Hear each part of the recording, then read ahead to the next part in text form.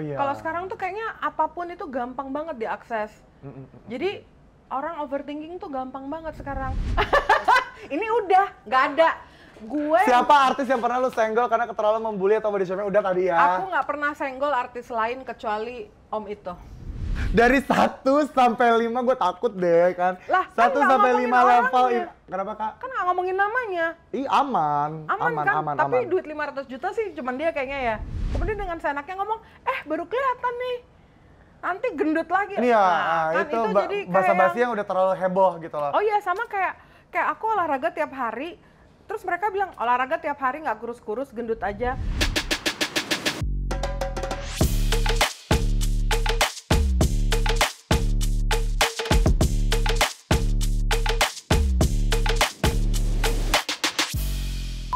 Oke, cucu-cucuku nih sekarang aku masih bersama Riri Bogar dan dari tadi berapi-api ya. Udah macam ini kayaknya konten gue kayak tawuran ya saya. Emberan, maaf ya bawa sampai tisu habis. Gak apa-apa, silakan lagi ambil. Kalau ada gue kasih lagi tisunya ya kan. Kita masuk ke segmen setuju atau tidak. Oke. Boleh. Dari seorang Kak Riri Bogar, Kak Riri itu setuju atau enggak sih orang angkatan 2000-an ke bawah itu, which is itu tahun 90-an lah gitu. Lebih kuat mentalnya karena dibully dan body shaming ketimbang anak-anak milenial sekarang? Setuju. Why? Kenapa lu bilang setuju? Kenapa lu ngeklaim kalau mentang-mentang lu tahun 90-an terus lu ngeklaim kalau lu tuh mental lu kuat? Mohon maaf, saya anak 70-an justru. Oh lebih, oh iya Allah lebih uzur lagi ya say. Lebih vintage. Lebih vintage, lebih klasik ya. Sekarang kalau ditanya kenapa kakak tahun 2000-an ke bawah itu ngerasa kalau mental lebih kuat, why? Karena kita tuh belum kenal sama yang namanya media sosial kayak sekarang gitu loh. Oh iya. Kalau sekarang tuh kayaknya apapun itu gampang banget diakses. Jadi orang overthinking tuh gampang banget sekarang. Aku mundur sampai tahun 70-an ya. Boleh mundurnya jauh ya, say. Nggak usah deh mundur ke tahun 80. 80 deh, 80. 70 juga aku masih anak-anak banget sih ya. 80 deh. Aku bisa keluar rumah, janjian sama temen, telepon rumah nih. Janjian di tempat itu ya. Jam 8, aku pakai baju ini gitu. Ketemu jam 8 di situ tanpa harus nyari apa tuh yang anak-anak sekarang tuh. Sherlock apa segala macam. Bisa nyampe telepon rumah. Orang tuh juga nggak perlu dulu nanya-nanya kemana. Enggak, udah janjian di situ aja udah gitu. Jadi itu jawaban aku gitu. Karena less apa ya? Karena gini, karena mungkin ya kalau zaman dulu tuh karena nggak ada sosial media, jadi tuh mungkin dibully pun sama orang-orang terdekat, sama teman, sama keluarga, sama saudara gitu loh. Tapi kalau zaman sekarang tuh kan mungkin karena ada sosial media, orang-orang di luar sana yang even lo belum pernah lihat wujud asli gue kayak gimana, lo udah enak-enakan aja ngebully gue gitu kan. Jadi aksesnya tuh lebih gampang di anak-anak zaman sekarang. Jadi Oke, setuju atau tidak nih Kak Riri Bogar, orang yang pernah dibully itu punya keinginan pembuktian yang besar. Orang yang pernah dibully? Ya apa sih pertanyaannya nih? Gimana? Oh maksudnya gini, orang yang udah dibully, enggak maksudnya gini, orang yang udah dibully itu tuh pasti pengen punya kayak, nih contohnya nih gak usah jauh-jauh aku. Ya. Aku tuh kan adalah korban bulian juga, fisik ya kan? Ketika aku dibilangnya jin tomang, toren air, kulkas 2 pintu. Aku juga? Iya kan, kita dulu panggilnya kayak gitu kan Nek, gitu kan. Tapi akhirnya tuh kalau aku mungkin memilih jalan untuk kayak oke, gue buktiin, gue dendam sama orang-orang yang ngomongin gue dulu, tapi gue buktikan dengan gue dendam positif. Dalam arti kayak gue membuktikan ke orang-orang kalau oke, gue bisa turun berat badan dengan sehat gitu kan. Dan gue buktiin ke kalian semuanya gitu. Nah, kalau kakak ada nggak sih, maksudnya setuju nggak sih dengan orang-orang yang terbully itu tuh punya kayak yang terbully ya motivasi yang kuat untuk lebih sukses dari orang yang ngebully itu? Oh iya, itu setuju. Bukan orang yang dibully pengen ngebully gitu kan ya, korban bully terus pengen ngebully ya? Bukan ya, jadi orang yang dibully pasti dia mau lebih sukses lagi. Itu setuju. Itu setuju. Tapi di sisi lain ada juga dong Kak, orang yang dibully itu malah down dan akhirnya tuh hanyut di dalam masalah-masalahnya dia gitu loh. Ada juga. Jadi balik lagi apa-apa tuh pasti dari rumah deh. Apa yang diajarin seperti dari rumah. Balik lagi ke situ. Seperti yang Kak bilang tadi, makanya balik lagi nih buat kalian semua yang ngebully, harus selain kalian juga harus menguatkan diri kalian juga harus punya lingkungan inner circle kalian tuh yang benar-benar positif dan kuat juga. Iya. Setuju atau tidak? Bully itu adalah penyakit yang turun, sifat yang suka ngebully itu adalah penyakit yang turun-menurun, benar nggak?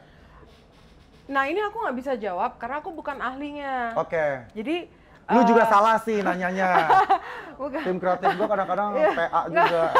Enggak, maksudnya gini.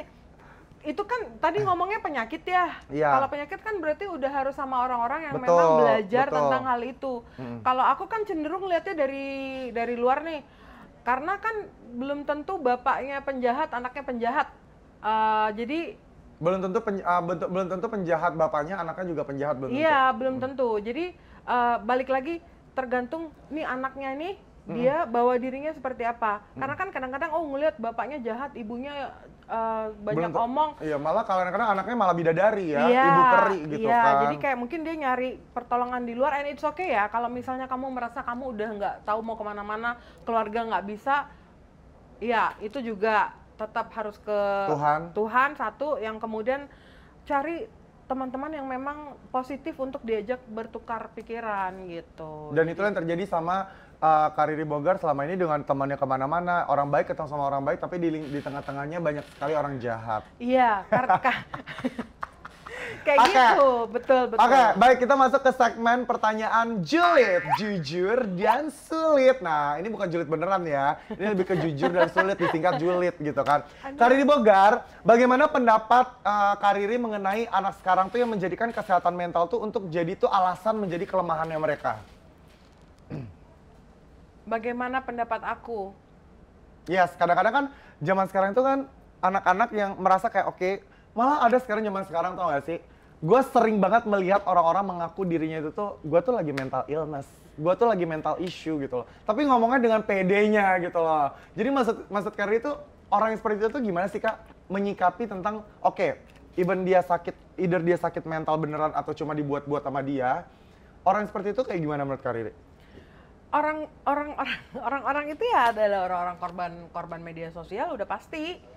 Mereka nggak akan dengerin istilah itu dari mana, nggak ada, udah pasti. Jadi seolah-olah kayak ya udah, oh gue kayaknya lagi mental illness. Kemudian mengira-ngira gitu padahal kan. Padahal parah loh mental illness itu. Iya. Ngomongin mental illness itu tuh kan memang nggak main-main ya. Itu kan Iya, sebuah iya. isu yang cukup. Itu parah loh. Iya, mental, isu yang harus serius gitu. Kalau ngomong orang kan bercandaan, kena mental sembarangan kena mental kalau nih. ngomong gitu. Nah, kalau memang dia ada di lingkungan yang bercandaannya asik nih, Iya. ya udahlah, gue malu saling tahu aja lah nih maksudnya kena mental nih ya segitu aja gitu. Iya. Tapi kalau yang nggak ngerti gimana? Betul. Ya kan dia cari tahu apa tuh kena mental tuh apa gitu. Jadi kalau tadi pertanyaannya balik lagi anak-anak sekarang lebih nyari gampang sih, lebih nyari simpelnya aja biar orang tuh nggak Maksudnya jangan ganggu. Stay away from me gitu. Jadi jawabannya gue kena mental supaya orang-orang tuh nggak masuk. Padahal kan dia harus menilik lagi, lu kena mental tuh lu harus ada proses-prosesnya sampai iya, lu divonis lu kena mental. Dan ada di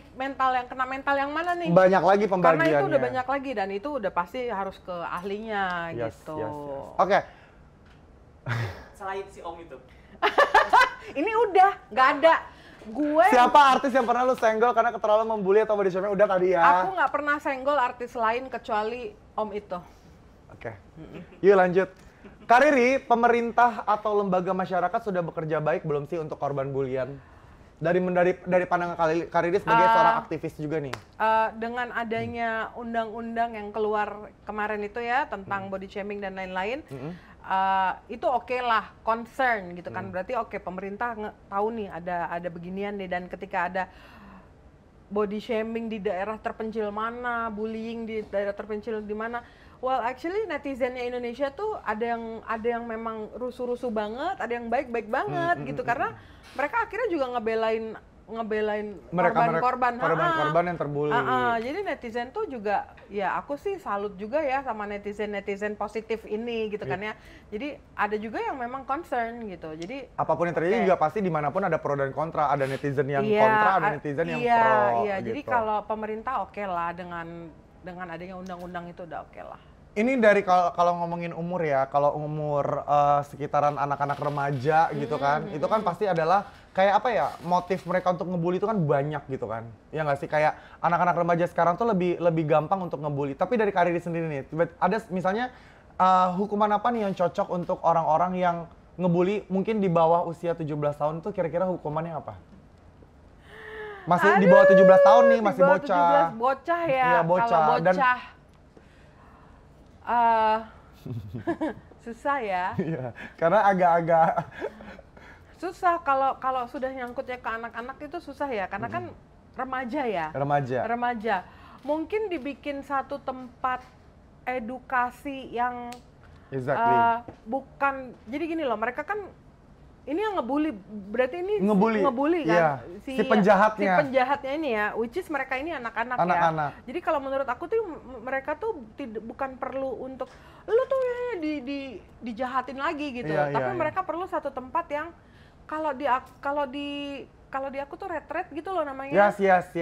Ngerti aku retret. Iya kan, jadi kayak dikasih satu tempat tuh yang bener-bener edukasi tapi lebih fun. Edukasinya tuh lebih kayak di alam. Iya, lebih fun gitu. Terus kayak dikasih ya agamamu apa, dikasih pendidikan agama sesuai dengan kepercayaannya.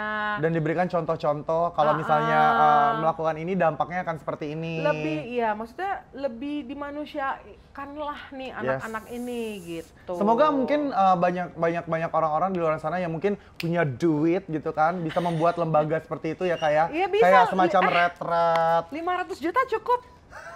Oke, Kak Riri. Dari 1 sampai 5 gue takut deh kan. 1 sampai 5 level. Kenapa Kak? Kan nggak ngomongin namanya. Aman kan? Tapi duit 500 juta sih cuman dia kayaknya ya. Kenapa? Nggak boleh ya? Enggak aman. Kalau sampai ada nyampein dia aman nih. Aman. Si Om mah CS gue gitu kan, ya kan. Ki sama Ike. Ya udah bagus lah. Aman. Gue suka kok sama dia. Cuma masalah omongannya dia tentang obesitas aja. Paham. Iya Kak Riri. Dari 1 sampai 5 level Indonesia untuk pembuli atau pembody shaming itu berapa? 6. Banyak banget ya. Berarti memang sekarang tuh kayak si pembuli itu gini loh, mungkin kayak sekarang itu kalau menurut aku ya, orang mungkin berpikir kayak enggak, gue nggak ngebully dia, tapi sebenarnya tuh secara nggak langsung tuh mereka tuh lebih ke kayak nggak sengaja ngebully dan lupa kalau omongan mereka tuh sebenarnya menyakitkan, ya nggak sih Kak? Iya, betul. Karena Eka pernah ngerasain. Orang Indonesia tuh kan ramah ya, ramah dan suka komentar nggak penting gitu loh. Jadi kayak bukan komentar, basa-basi. Nah jadi kadang-kadang mau basa-basi nggak tahu timingnya, nggak tahu caranya yang Aduh ini di highlight ya, karena ini terjadi sama gue nih. Terlalu banyak basa-basi. Iya, basa-basi yang mendingan kalau mau basa-basinya bener-bener yang di permukaan aja gitu loh. Jadi kayak apa kabar? Udah, kalau udah nggak tahu komen lagi yang lain. Nggak tahu lagi mau ngomong apa, udah diem aja gitu. Kalau nggak nanti kamu malah nyakitin lawan bicaramu gitu loh. Jadi kayak apa kabar? Baik. Oh, oke. Apalah cek handphone kamu sendiri, apa kalau udah nggak tahu mau ngomong apa sama orang ini gitu loh. Ini terjadi di tempat nge-gym gue, kayak misalnya gue lagi bete nih, cerita singkat aja. Gue lagi bete misalnya gitu kan, maksudnya lagi kayak bad mood pagi-pagi mau nge-gym olahraga gitu. Tiba-tiba adalah orang yang suka basa-basi emang. Apa kabar? Udah lama nggak nge-gym, ntar gendut lagi loh. Nah, tuh. Tiba-tiba tuh kayak urusan apa lo sama gue? Gue kalau nggak nge-gym seminggu kenapa? Nah itu gitu kan? jadi iya kayak gitu loh Kak, basa-basi. Mungkin dia basa-basi. niatnya nggak ada niat untuk nyakitin kita, cuma karena lu terlalu kayak kepo aja sama urusan gue dan basa-basi aja gitu kan. Karena nggak tahu apa ya, nggak apa sih dan nama kata ini yang aku mau cari,